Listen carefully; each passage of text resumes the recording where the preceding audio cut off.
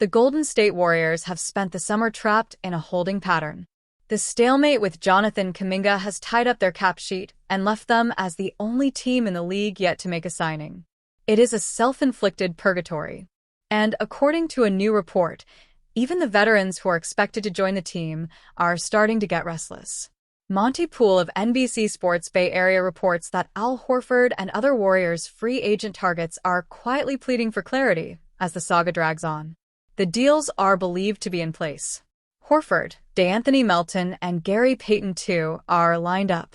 Malcolm Brogdon remains on the radar. But September is here, camp is closing in, and patience is perhaps wearing thin. Warriors free agency on hold. The holdup is simple. Kuminga's restricted free agency has locked up Golden State's books. The team has reportedly offered him a 2-year, $45 million deal with a team option.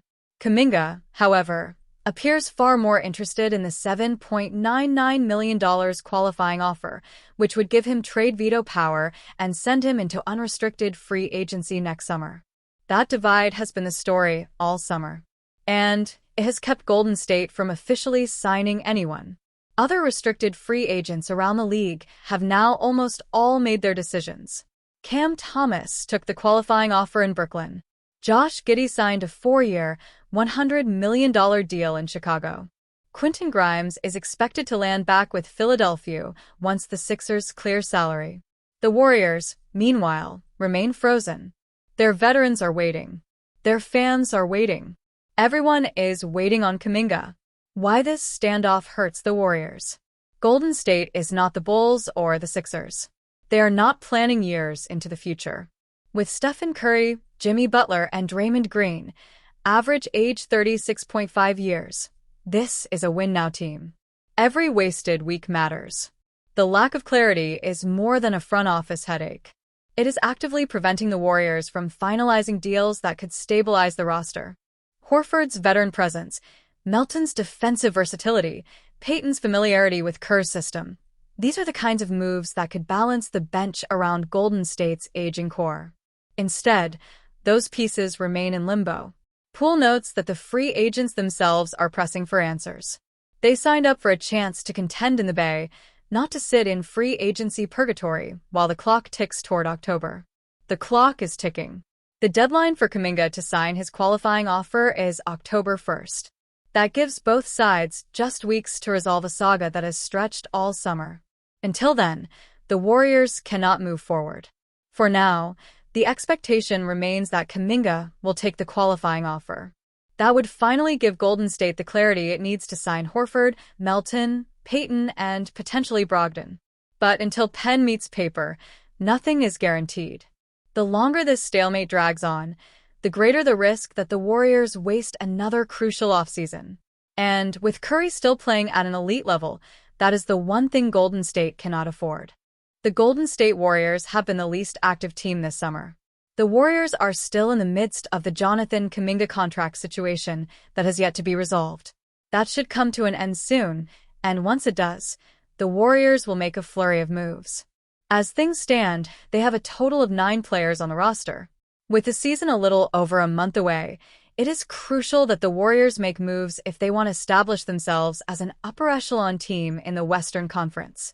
The Warriors could go a multitude of ways to do just that, but according to Andy Bailey of Bleacher Report, Golden State is among the favorites to land veteran forward Kelly Oubre Jr. Familiarity is at least a part of why the Golden State Warriors are here. Oubre played for them during the 2020-21 campaign, when he averaged 15.4 points and 1.6 threes.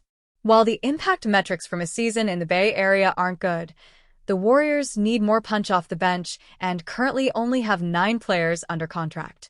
Fans would likely hope for a little more efficient use of the team's trade exception, but that could make acquiring Oubre relatively easy.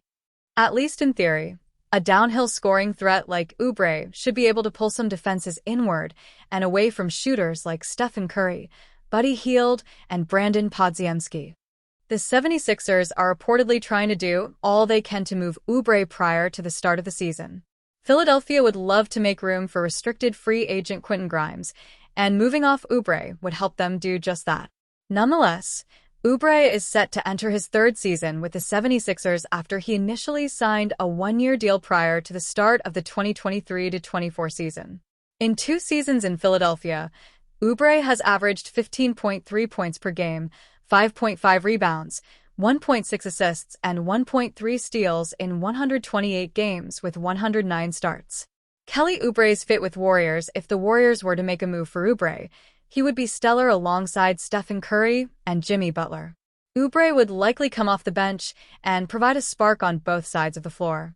He is a more than capable defender who can guard some of the top scorers in the league and score when called upon, averaging 13.3 points per game throughout his 10-year career.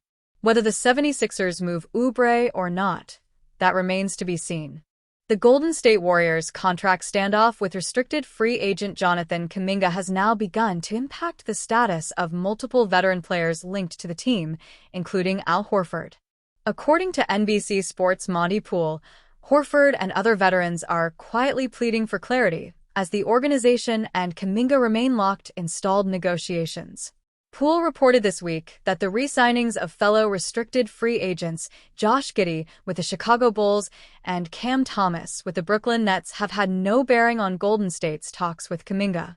Giddey agreed to a 4-year, $100 million deal while Thomas signed a 1-year, $6 million contract. The stalemate between Kuminga and the Warriors remains precisely that, but they are steadily creeping toward resolution, if only because every minute brings them closer to an October 1st deadline, Poole wrote. The initial reaction to Cam Thomas returning to the Brooklyn Nets and Josh Giddey re-signing with the Chicago Bulls is to ponder whether that impacts the Warriors and Kuminga. The answer is, complicated. Jonathan Kuminga leans toward qualifying offer as Warriors resist long-term commitment. Kuminga, 22, is coming off his 4th NBA season, averaging 15.3 points and 4.6 rebounds while taking a step forward as both a scorer and defender. Golden State has reportedly held firm on a 2-year, $45 million offer that includes a team option in the second year. The deal would also force Kuminga to waive his no-trade clause, a sticking point that has led the forward to lean toward accepting his $7.99 million qualifying offer instead. That path would give Kuminga veto power over trades this season and allow him to test unrestricted free agency next summer, a scenario that would significantly shift the Warriors' roster flexibility. Poole emphasized the distinction between Kuminga's negotiations and other RFAs like Giddey and Thomas, pointing out that Golden State and Kuminga do not share the same dream of a long-term partnership. While it is possible he returns under the qualifying offer, the team's reluctance to meet his market value has left the situation unresolved as the October 1st deadline nears. Al Horford and other veterans left waiting as Warriors stall on Kuminga resolution.